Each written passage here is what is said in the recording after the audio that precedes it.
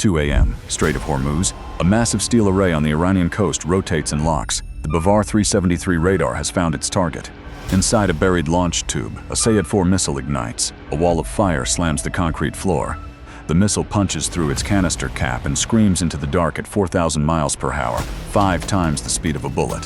Half a mile away, an MQ-9 Reaper is circling. Its sensors catch the radar lock. There is no escape. The missile doesn't need a direct hit. At proximity, the nose cone shatters, spraying thousands of heavy metal pellets, a giant shotgun blast mid-air.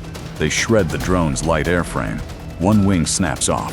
The fuel tank ignites. The $30 million aircraft is falling debris. The ultimate grid has fired the first shot.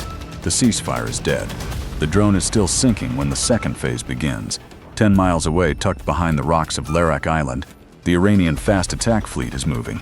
Pagan-class boats, running dark. Every 30 seconds, a heavy iron sphere rolls off a boat's stern and hits the water. Contact mines. Touch one of those lead spikes to a ship's hull and a chemical chain reaction sets off the main charge. The Irk is laying an invisible wall across the strait, and they want to kill to prove it works. 2 miles west, the commercial oil tanker Stellar Glory is pushing through the shipping lane with 2 million barrels of crude aboard. A ship that heavy cannot turn or stop quickly. The bow crosses the invisible line. A lead spike brushes the hull's red paint. Inside the spike, a glass tube shatters, mixes 2 chemicals, sends a spark into the main charge. The back of the ship breaks open. The spine shears in half. One of the Pagan boats turns toward the dying tanker and locks its guidance system on. A Nasr anti-ship missile ignites and drops to 10 feet above the water, flying in the salt spray where no one on the tanker bridge can pick it up. Visually, it hits dead center, straight into the oil storage section. The second explosion is 10 times bigger. Crude pours from the broken hull and catches fire on the surface of the sea. In air-conditioned conference rooms in Doha, diplomats are still drafting ceasefire language. The URG used the peace talks as cover to get close enough to shoot. They are betting that while the talking continues, no one will fire back at the Iranian coast. The Pagan boats turn away from the burning tanker and run for home. They have misjudged the situation. The Stellar Glory is still a roaring column of fire when the U.S. Navy strike group in the Gulf of Oman begins its response. 2 EA-18G Growler jets come off the carrier deck. At altitude, they switch on their jamming pods. Every radar screen on the Iranian coast goes white, like trying to find a candle with a searchlight in your face. The Bavar 373 computers recognize the jamming and start frequency hopping, hunting for a gap. For a fraction of a second, one radar finds a hole. A canister cap shatters. A Sayed-4 ignites. If that missile connects, the U.S. loses its jamming aircraft in the first minute of the response. The U.S. was counting on this moment. 4 FCA-18 Super Hornets are already airborne, each carrying 2 AGM-88 HARM missiles. 8 missiles release in a volley. They accelerate to 500 miles per hour, arc up into the atmosphere, and dive straight down the Iranian radar beams. The radar operators on the ground know exactly what that means. They kill power to the Bavar 373 arrays. A cold radar can't be tracked by a passive seeker, normally, but the latest HARM has a digital memory. The instant that first Iranian radar lit up to fire its missile, the HARM memorized its exact GPS coordinates. The missiles know where the trucks are parked. They continue their dives in silence.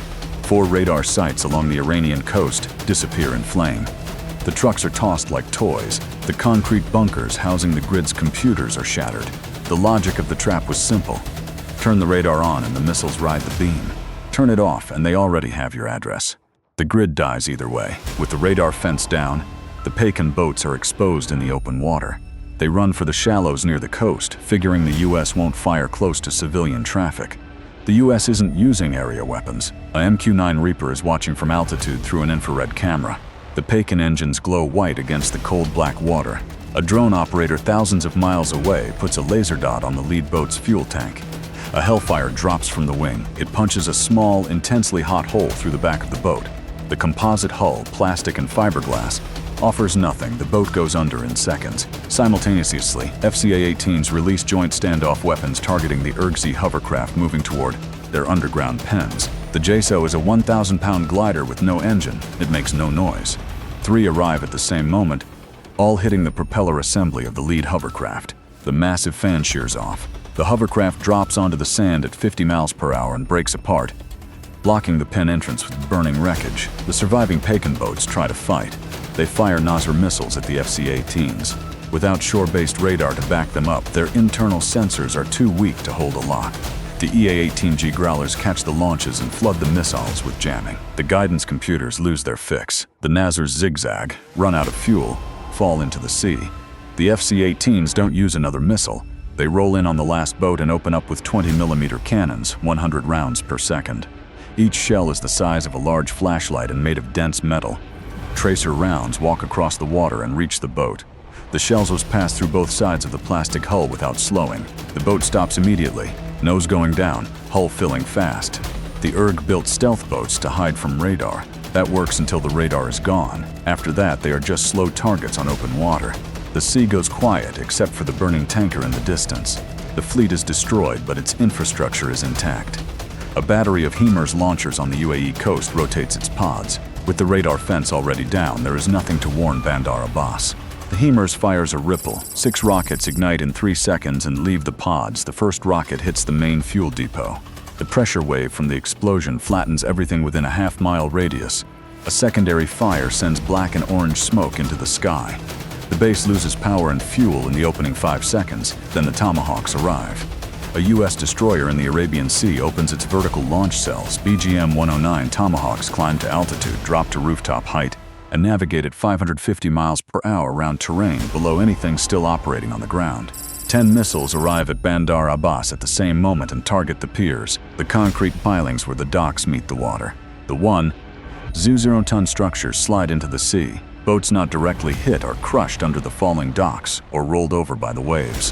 Whatever reserve vessels the ERG has stored elsewhere, there is now nowhere to berth them and no fuel to run them. F-35C Lightning IIs arrive last, carrying SAU munitions. They release 4 rounds at the exact same spot on the mountainside housing the command center. The first clears the dirt. The second cracks the concrete. The third and fourth detonate inside. The mountain vents fire. The command center is gone. 5 minutes have passed since the first HIMARS rocket left its pod. EA-18G Growlers are still up at 30,000 feet. Their screens show 0 radar emissions from the Iranian coast. A high-altitude surveillance drone feeds live imagery of Bandar Abbas back to the strike group and to the table in Doha. The U.S. negotiator slides a tablet across the table to the Iranian delegation. On the screen, empty craters where the radar trucks used to be. Out in the strait, the stellar glory is still burning, but the wind is pushing the fire clear of the shipping lane. A U.S. minesweeper runs high-frequency sonar across the bottom and locates each iron. Sphere, a remotely operated vehicle, places a small charge on each mine's anchor chain. One by one, controlled detonations cut them loose. The water erupts in small, contained geysers until the invisible wall is gone. Then the U.S. turns off the jamming. They want the Iranian diplomats in Doha to be able to call home. They want them to find out there is no one left at the base to answer. One technical detail about the AGM-88 harm that rarely gets much attention. The missile started out simple. A passive radar seeker strapped to a rocket. Hear a radar, fly toward it. That was the whole idea. The version used in this scenario is different. It has a mode called Home on Jam. When the Iranians activated their jamming systems to try to protect the base, the harm treated the jamming signal as a target and flew toward it. Going silent didn't help because the GPS coordinates were already stored from the moment the radar first lit up. Jamming didn't help because the jamming itself became the guide. The electronic defense network Iran built to make its positions invisible was the same network that directed the missiles straight to them.